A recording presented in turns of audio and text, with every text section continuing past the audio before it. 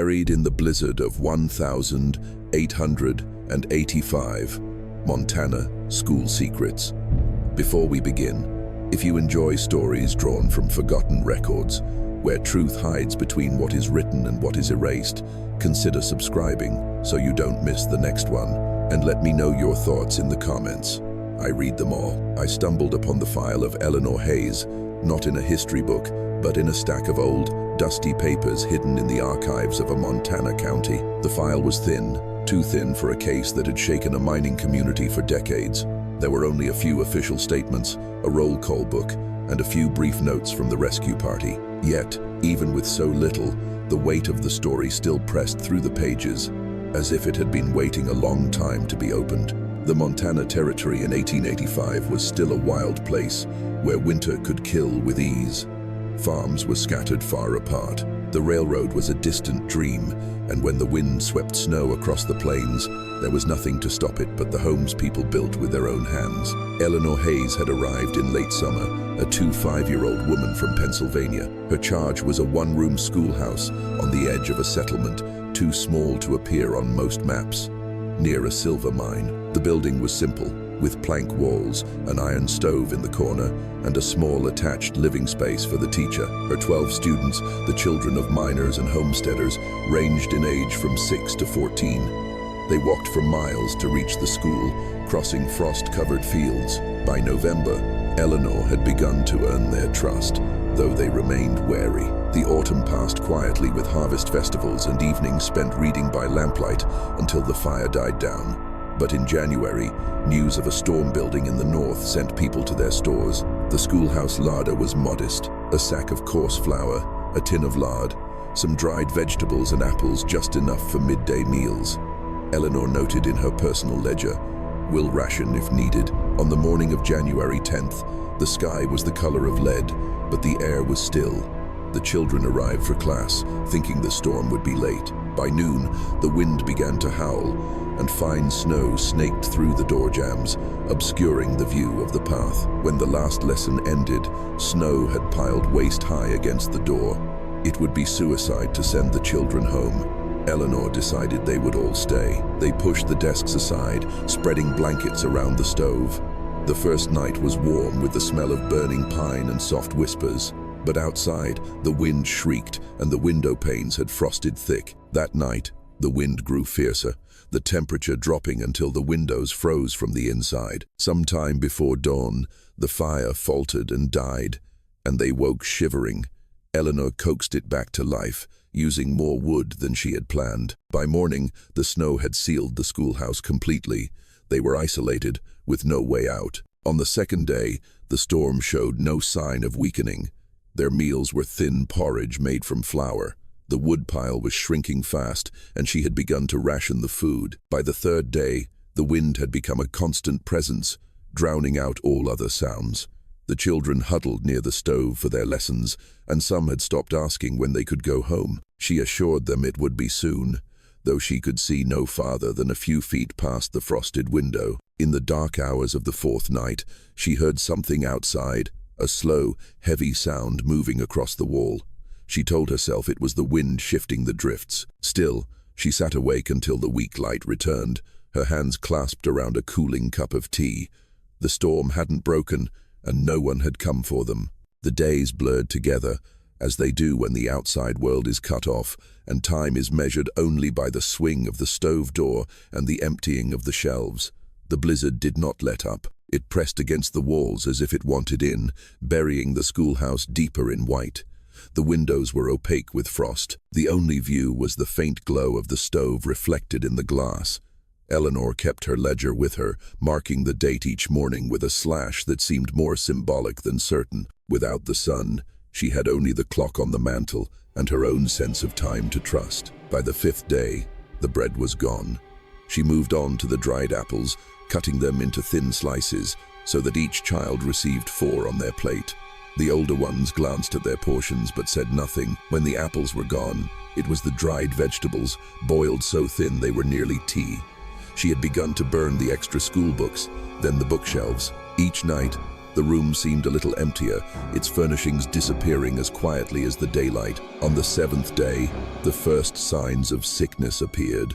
Lily, the youngest, coughed through her lessons and ran a fever. Eleanor nursed her by the stove, but the next morning, her blanket lay still. She sat with it for a long time before she woke the others.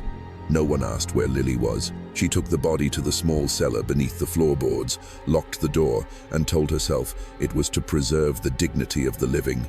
The children seemed to understand, but the whispers followed. Rations were measured by the spoonful, the children's cheeks hollowing with each passing day.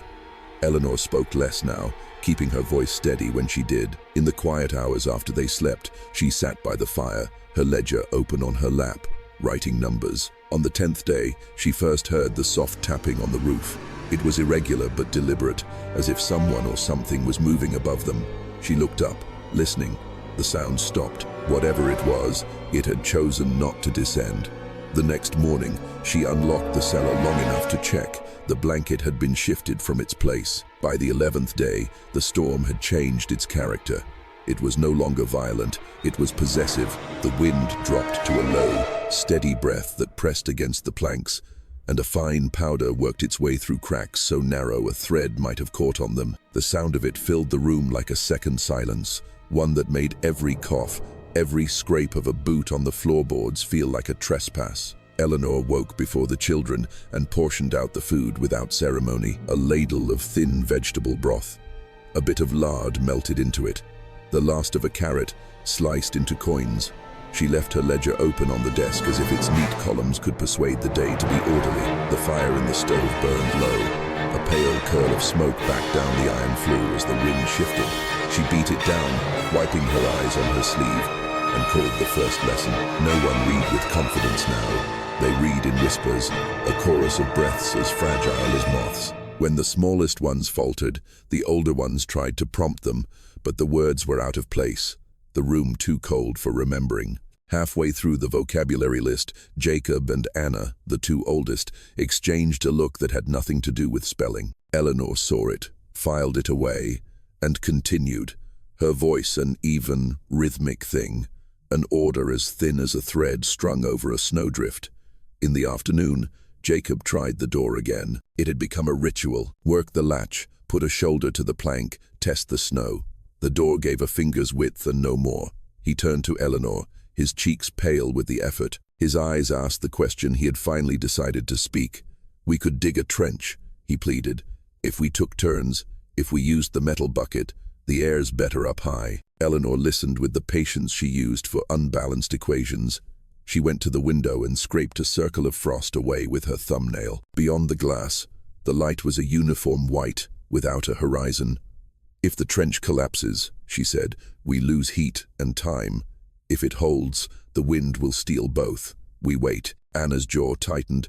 We could go in pairs. My father's house is only 3 miles. Eleanor opened the door a crack, letting the cutting cold spill in. You would lose sight of the schoolhouse in 15 paces, Eleanor said. Not unkindly, not without fact.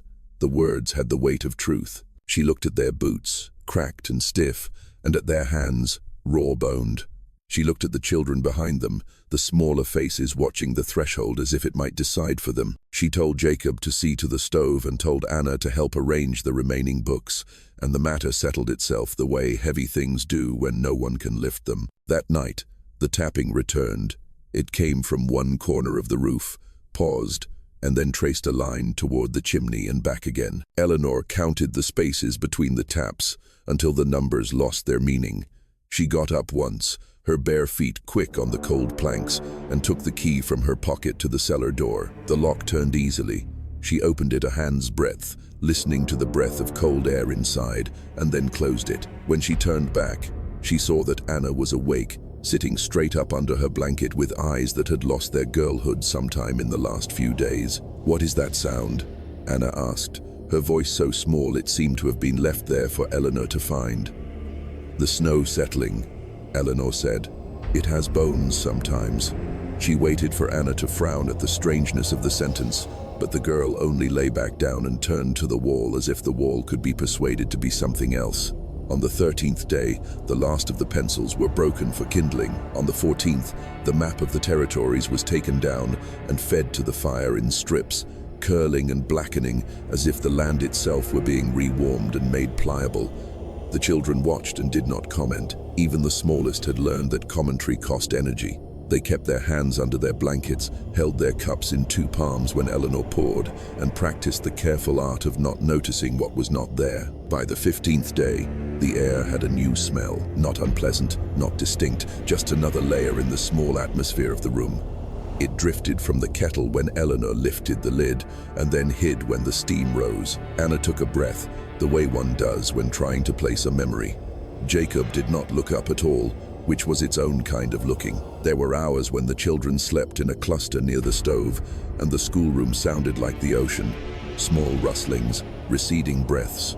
Eleanor used those hours to calculate. She drew numbers with the stub of a pencil, and she made choices more slowly than she had weeks before, as if slowness were a ritual that would keep a choice from becoming something else. She wrote names, and next to them marks that meant a blanket had been lent, a lesson finished, a fire tended.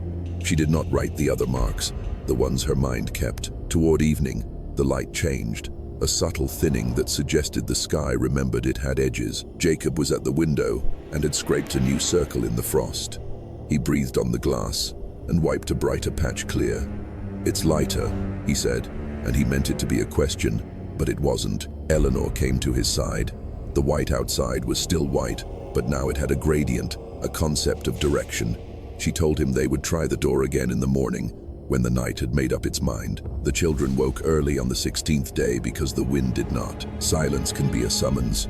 They ate, if it could be called that, and gathered by the door while Jacob prepared. The plank moved as if it had been waiting for them. The snow gave way in a soft collapse, spilling adrift across the floor, no deeper than a child's knee. Jacob let out a single laugh, a bark, and then caught it, as if laughter were as wasteful as too much fire. Eleanor stepped into the drift and used the toe of her boot to feel for the crust that meant the snow had been packed down, the layers of the storm. She found it. The air that rushed in was cold enough to make them all step back and line up like birds on a wire when a shadow passes. But it was air that had not been inside moments before. Jacob looked at Eleanor. Anna looked at the children. Eleanor looked at her ledger and left it open on the desk. "We will try for a trench to the well," she said, "and no farther. We need a path. We need proof the world is still arranged as we remember it. We go in pairs, rope together, 5 minutes out, 5 minutes in.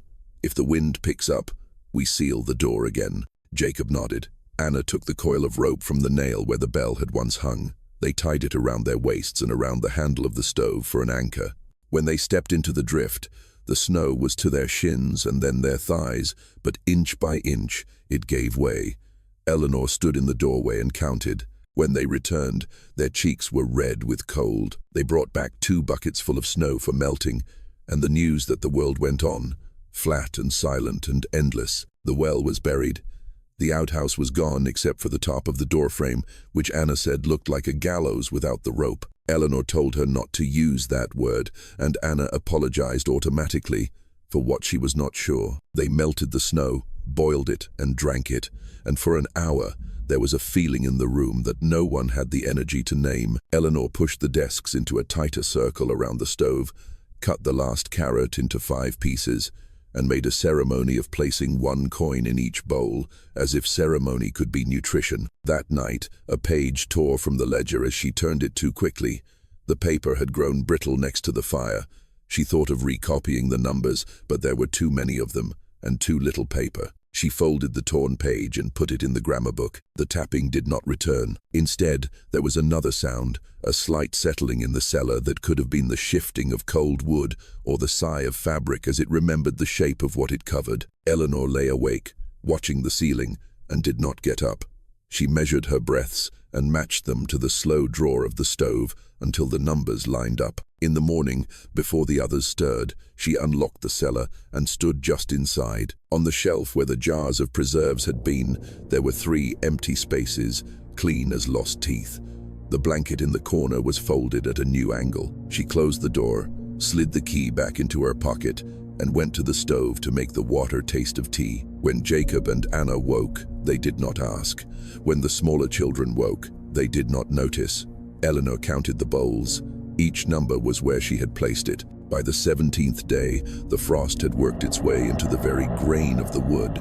The desks, the door frames, seemed coated in a pale film that did not melt, no matter how close they were to the stove.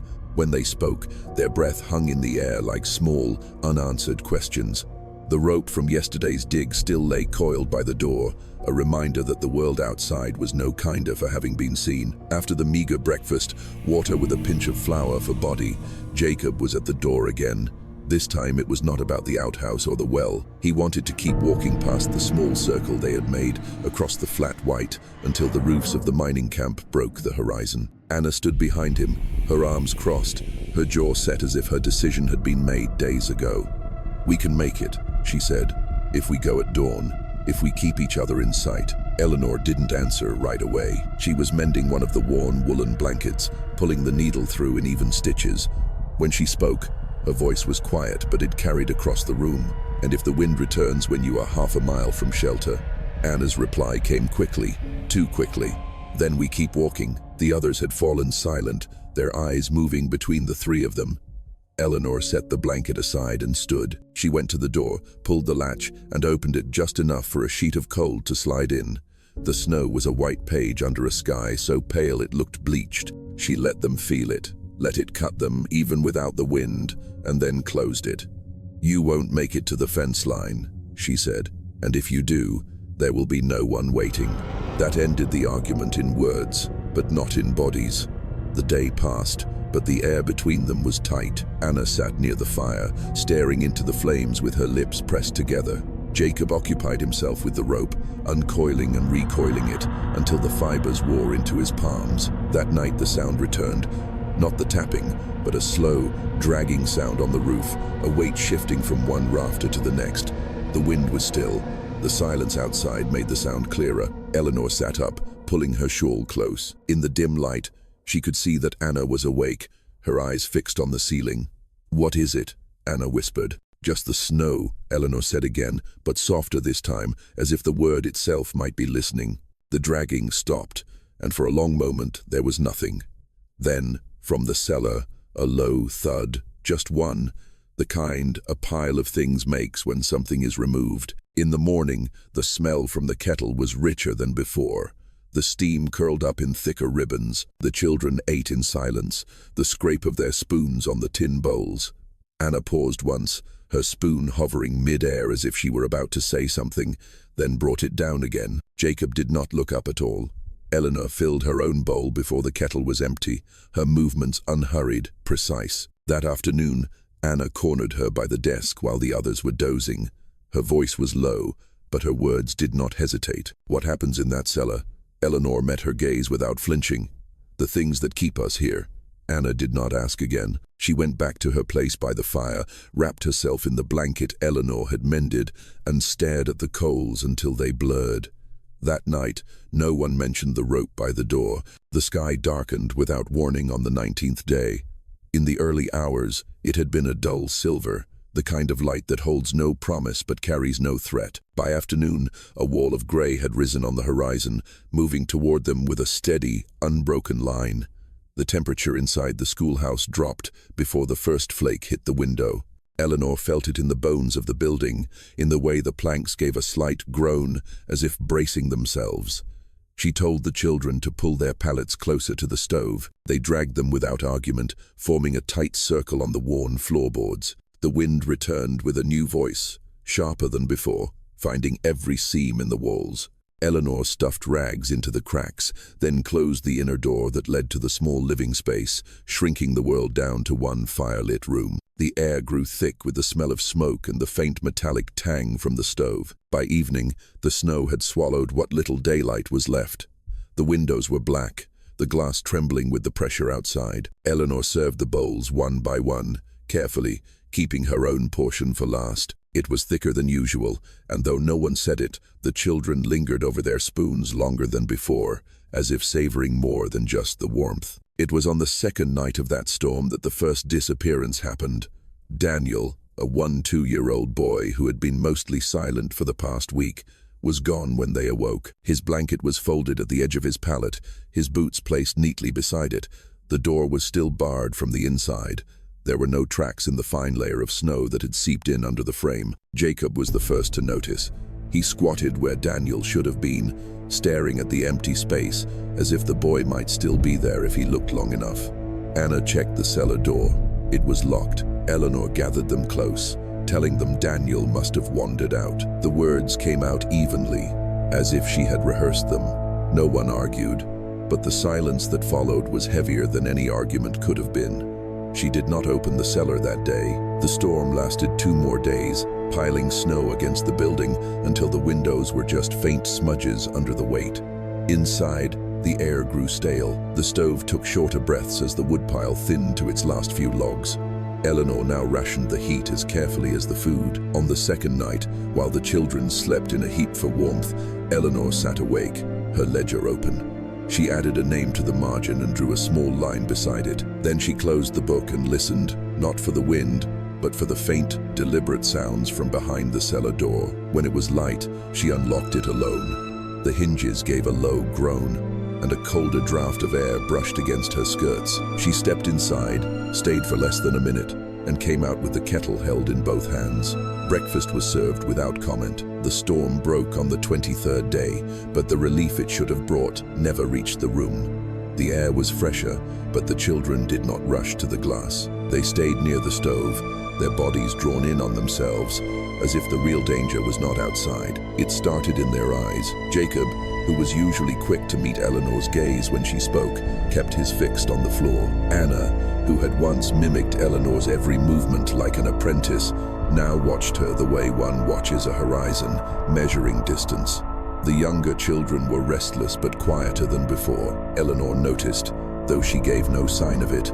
She continued the lessons, the measurements, the quiet tending of the kettle. The cellar door remained locked, the key in its place in her pocket. No one asked about Daniel directly, but she saw the way Jacob paused when he passed the door, as if his body could remember what his voice refused to name. That night, when the room had settled into the slow rhythm of sleep, Anna stayed awake. She lay on her side, her eyes slitted, breathing evenly until she was sure Eleanor believed she was asleep. From under her blanket, she watched as Eleanor rose, wrapped her shawl around her, and moved to the back of the room. The sound of the key in the lock was slight, almost careful enough to be lost in the shifting of the embers, but Anna heard it. The door opened just enough for Eleanor to slip through. No light was carried in, but a thin draft of cold air slid into the room. Anna counted the seconds under her breath. 87. The door closed again. When Eleanor returned to her seat by the fire, her shawl was pulled tighter, and a thin wisp of steam escaped from the rim of the kettle she carried. She ladled water into it from a bucket, then bent to the stove, her hands steady as she fed the fire. Anna closed her eyes before Eleanor could look her way. The next morning, the smell from the kettle was different again. Not unpleasant, never unpleasant, but thicker, richer, in a way Anna could not name. She ate slowly, watching the others. None of the children refused their portion. Hunger does not permit refusal. Later, when Eleanor stepped outside to check the trench, Anna moved close to Jacob and whispered. She told him what she had seen. His jaw tightened, but he said nothing. "We have to do something," she urged. He shook his head once, sharply. That night, Anna stayed awake again. This time, she was not the only one.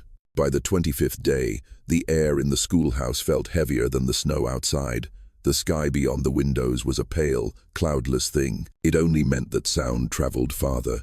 Every scrape of a spoon, every shift of a chair, seemed amplified, as if the walls themselves were listening. That morning, Henry, a boy of 15, broad-shouldered, and one of the few with enough strength left to help Jacob with the trench, did not rise from his pallet. His blanket lay rumpled, his boots were still at the foot of the bed, and the space he should have filled was cold. Jacob noticed first. He moved quickly through the room, checking the door, the windows. The snow outside was undisturbed. No tracks, no sign of a departure. Anna's eyes went to the cellar. The door was closed, the key still in Eleanor's pocket. She said nothing, but the set of her mouth was an accusation. Eleanor stood at the front of the room, her hands clasped. She told them Henry must have wandered off in the night as Daniel had done. Her voice was calm, but her eyes lingered on each of them, holding their gaze long enough to suggest that questioning her would come at a price they might not want to pay. The kettle boiled before noon. The scent that rose from it was richer than the day before, almost. The smaller children ate without hesitation. The older ones glanced at one another, but they ate too. Hunger was the one constant that overrode suspicion. That evening, Anna pulled Jacob into a corner while the others were occupied with the fire. She told him this was the time.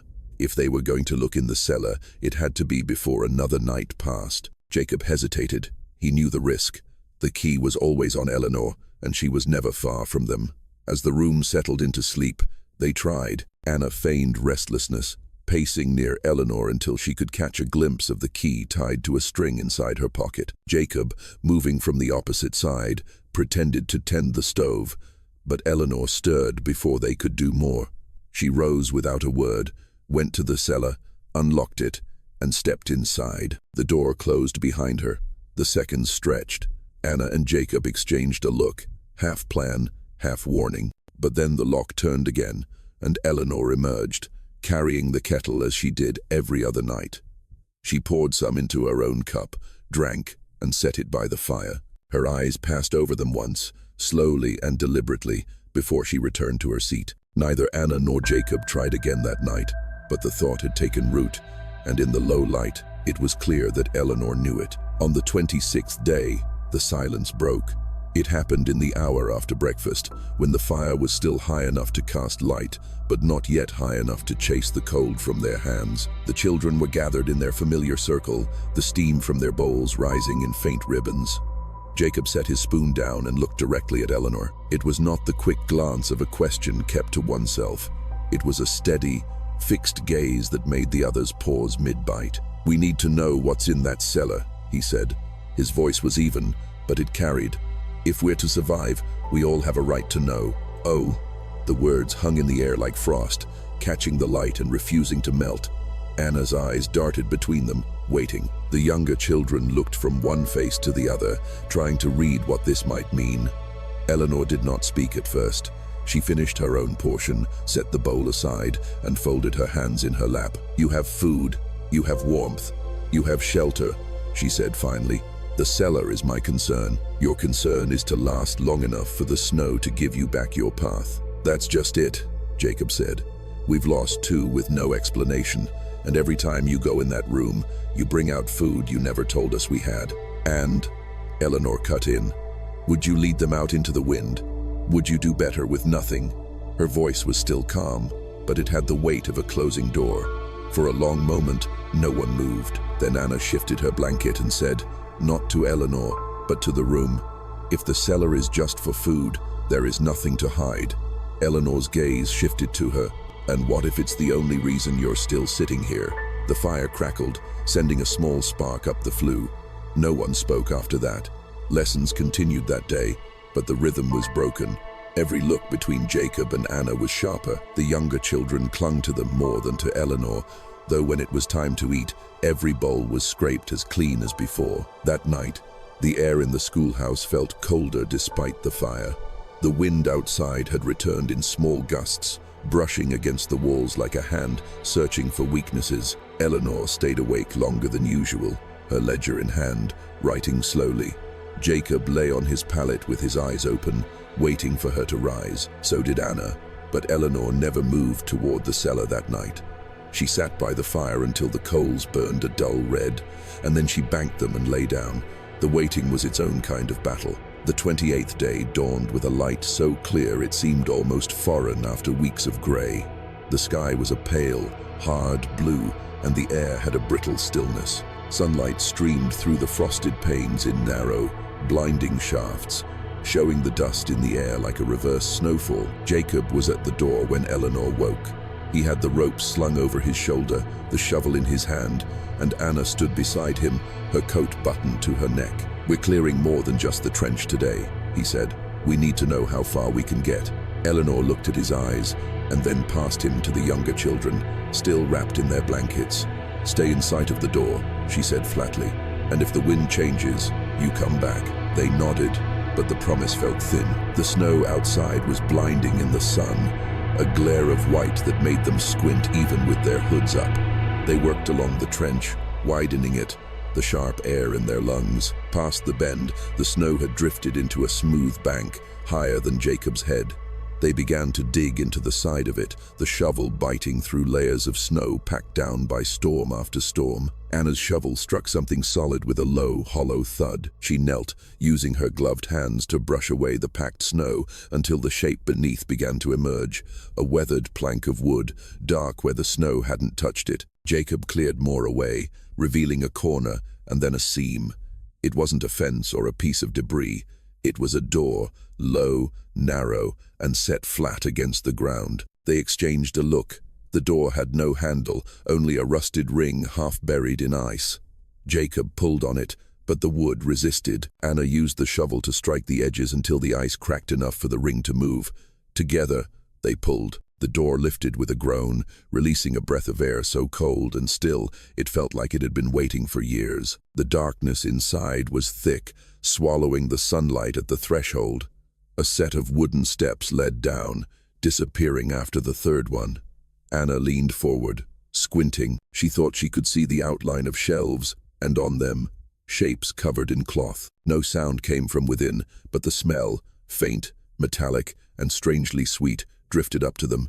Jacob started to descend, but Eleanor's voice cut the air like a pulled wire. "Close it." They turned to find her standing at the end of the trench, her coat unbuttoned, her breath pluming.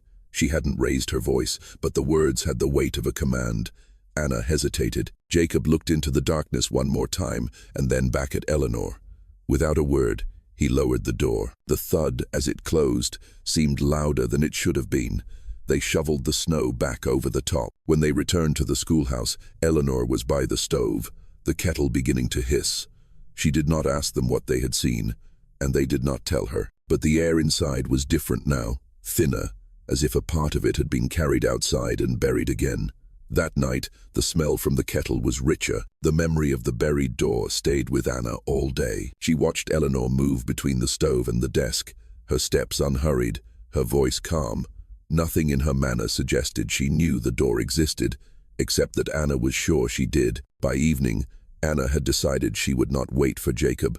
The image of the shelves in the darkness, the smell rising from them, had taken too deep a root. She lay still until the fire was banked. The room settled. Eleanor sat in her usual spot near the stove, her head bent over her ledger. At some point, her pencil stilled, her chin dipped, and her eyes closed. Anna waited longer. When she was certain, she slipped from her blanket and went to the door, moving slowly enough that the floorboards did not creak. The rope and shovel were leaning where Jacob had left them. She took only the rope, slung it over her shoulder, and slipped outside. The cold hit like a wall. The moon was a sliver but bright enough to turn the snow silver. She followed it to the drift where the door was hidden. The snow she and Jacob had replaced was still loose. She clawed it away with her hands until the outline of the door appeared. The ring was icy under her glove. She pulled, the wood lifting with a reluctant groan.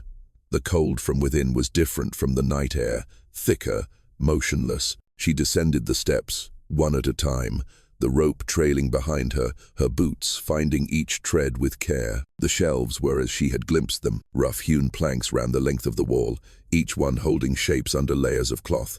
She reached for one and flipped the fabric back. Beneath it was not the sack of flour or jar of preserves she had half expected her imagination to conjure. It was a shoe, a small one, worn at the heel. The leather was cracked. It was Lily's. Her breath caught. She pulled back another cloth. This time it was a folded coat, Daniel's coat. She recognized the patch at the elbow that she had sewn herself during recess. Anna stepped back, her hand gripping the shelf for support. The cold seemed to press closer, the air too thick to breathe. On the lowest shelf, partly in shadow, something glinted faintly. She squatted, lifting the cloth just enough to see the edge of a tin bowl. Inside it, dark against the metal, was something unidentifiable but unmistakable in its suggestion. A sound from above froze her, the creak of snow under a footstep, deliberate and close. She turned toward the stairs, but the pale rectangle of light at the top was already dark. A figure stood there, unmoving. Eleanor's voice floated down the steps, as calm as ever. "You should be asleep, Anna." For a moment, Anna couldn't speak. When she did, her voice was thin. "What is this place?" There was a pause. "The reason we are still here." Eleanor came down one step, then another until her face was just visible in the light from above. "Come up, you'll freeze down here."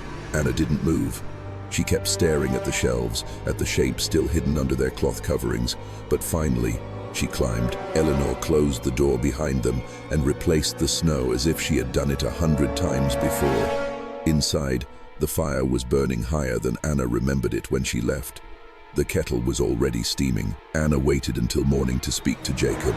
Through the long hours of the night, she lay awake, her body tense under the blanket, the image of the shelves pressing on her thoughts like a frost that wouldn't thaw. Eleanor moved through the room in her usual unhurried way, tending the stove, checking the door latch, writing in her ledger. But now every gesture seemed sharper. Anna kept her head down, knowing that Eleanor's calm was not a lack of vigilance. When the children were occupied, Anna moved to the far side of the room, where Jacob was stacking wood. She spoke in a whisper that barely disturbed the air. "I found it. That door." I went inside. Jacob went still, one hand resting on a log. "When?" "Last night." She told him everything. The shelves, the covered shapes, the shoe, the coat, the glint in the tin bowl. She spoke quickly before the courage to say it could fade. "It's their bodies, Jacob. Daniel, Lily, and probably more. She's keeping them there." His face tightened, but he did not look toward Eleanor. "Are you sure?" Anna gave a single nod. "We have to do something." Jacob set the log down as carefully as if the sound itself could betray them. "Not here. Tonight when she sleeps, we open that cellar, and we show everyone." The plan was simple in words, but heavy in practice. All day, the truth of it sat between them like a third presence. Anna saw the way Jacob avoided Eleanor's eyes, the way his hand lingered near the pocket where he would put the key after they had it. But that night, nothing went as they imagined. Eleanor did not settle by the fire as she usually did. Instead, she moved among the children longer than was necessary, adjusting blankets, checking the fire. Her hands were steady, but her eyes flicked to Jacob and Anna more than once. It was as if she could feel the weight of their intention. Hours passed. The room was quiet. Anna lay still, listening for the small shift in Eleanor's breathing that would mean she was asleep. It never came. Instead, Eleanor rose, took the kettle from the stove, and poured herself a cup. The scent that filled the room was richer than ever. Jacob caught Anna's eye in the dim light, and she knew in that moment the plan had failed for the night. Eleanor stayed awake until the first pale light of dawn, her post by the fire a silent barricade. When it was light, she served them all from the kettle, her voice as even as if nothing had happened during the night. But when she handed Anna her portion, her fingers lingered on the rim of the bowl for just a moment longer. "You need your strength," she said. Anna forced herself to drink, though the warmth of the broth now felt heavier, as if it carried something more than heat. Jacob did not speak to her again until the children were distracted with their books. His words were short, his voice low. "She knows. It happened on the 31st night." The air inside the schoolhouse was brittle with cold despite the fire. The wind outside clawed at the eaves like a restless animal. Anna woke in the darkness and knew something was wrong before she understood why. There was a space in the breathing around her. Jacob's pallet was empty. His blanket lay in a heap. His boots were gone. The door was barred from the inside. There was no sign of snow pushed in from beneath it. She sat up slowly, her eyes scanning the dim outlines of the room. Eleanor was awake, sitting near the fire with her ledger open on her lap. The firelight played on her face, hiding her eyes in shadow. "Where is Jacob?" Anna's voice was low, but it seemed to reach every corner. Eleanor did not look up from her page. "Went out. Must have thought he could find the mine. In the middle of the night." Finally, Eleanor closed the ledger. "Some men think they can outrun the cold. They are usually wrong." The words were simple, but the stillness behind them was something else. Anna felt it close around her, as heavy as the snow outside. She lay back down, though sleep never came. Every creak of the walls, every shift of the fire was louder now. By morning, no one mentioned looking for Jacob.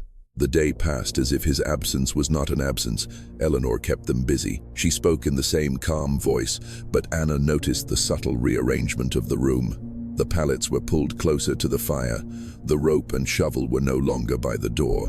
The cellar door remained locked. Eleanor's hand went to her pocket more often, her fingers brushing the outline of the key. When she caught Anna watching, she gave the faintest of smiles. "You will have to help more with the fire," she said. "We are fewer now." That evening, Eleanor served them from the kettle again.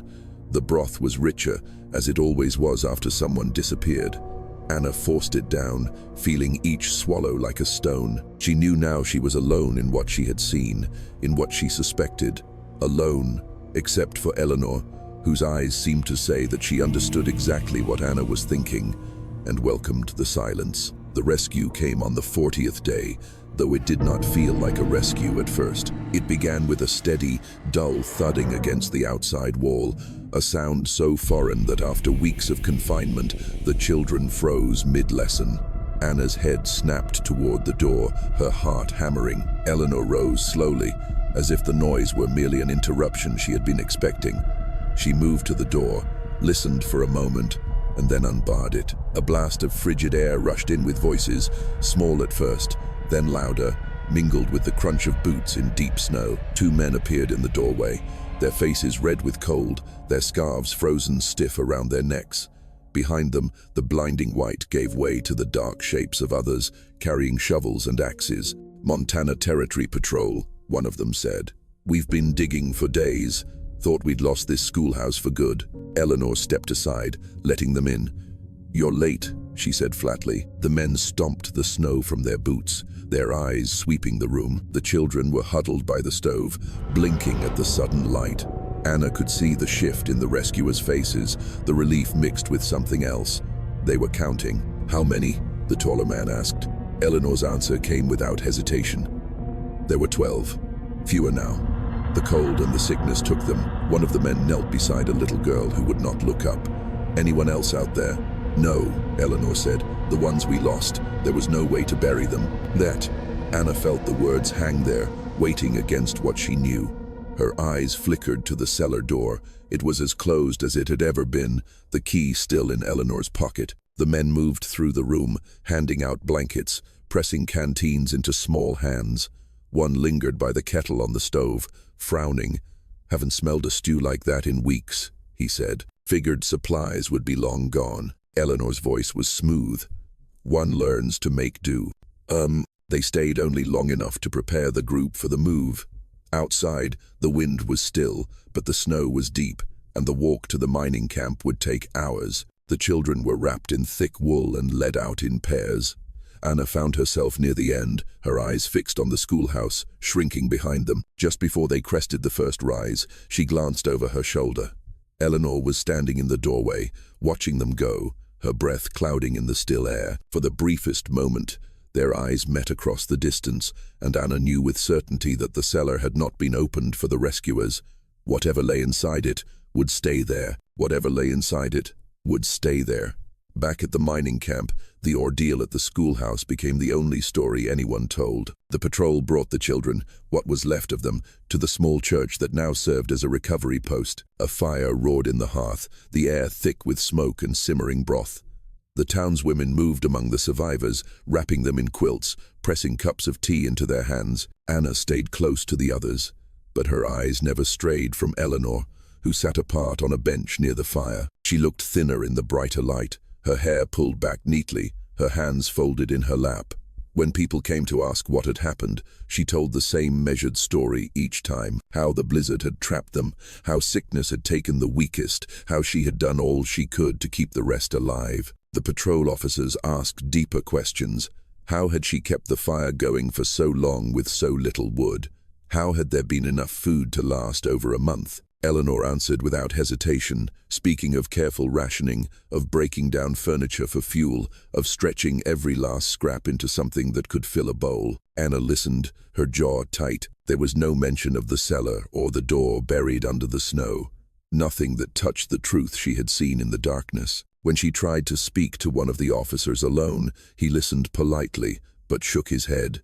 "We found no evidence of foul play," he said. "Her testimony matches the state of the building." "She has a locked room," Anna insisted. "There were things inside."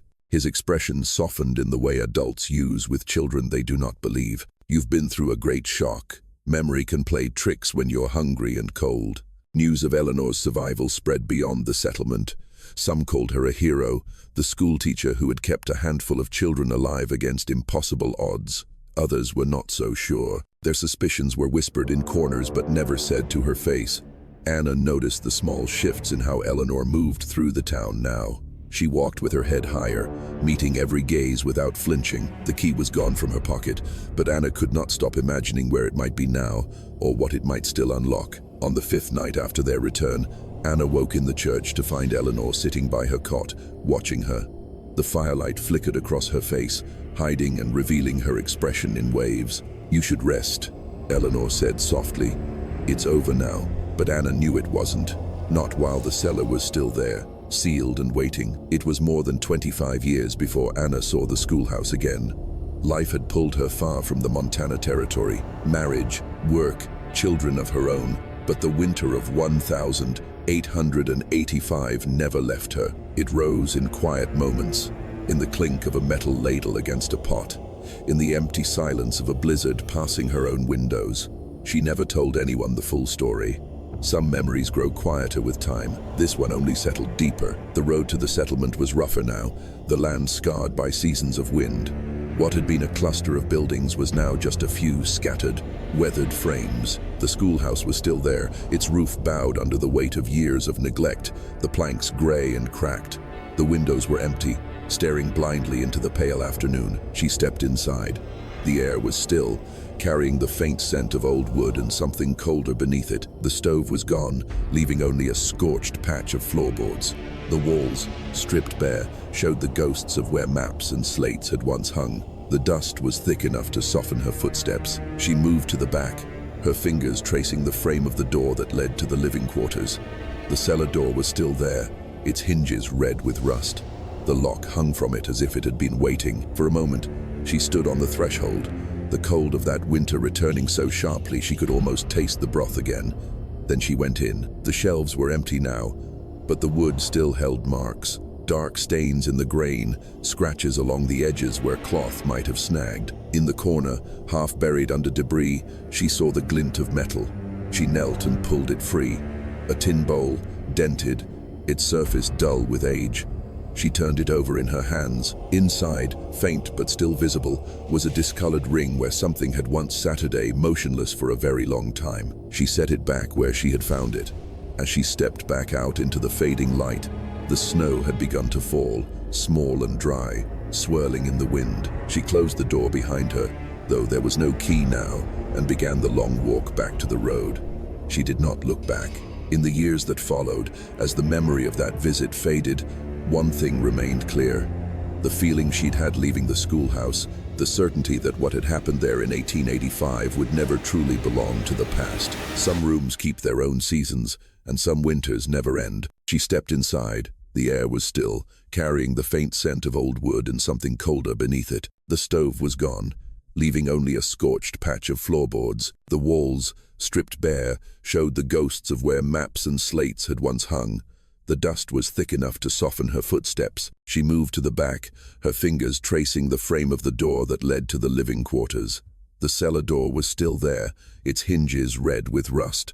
The lock hung from it as if it had been waiting. For a moment, she stood on the threshold, the cold of that winter returning so sharply she could almost taste the broth again. Then she went in. The shelves were empty now, but the wood still held marks, dark stains in the grain, scratches along the edges where cloth might have snagged. In the corner, half buried under debris, she saw the glint of metal. She knelt and pulled it free.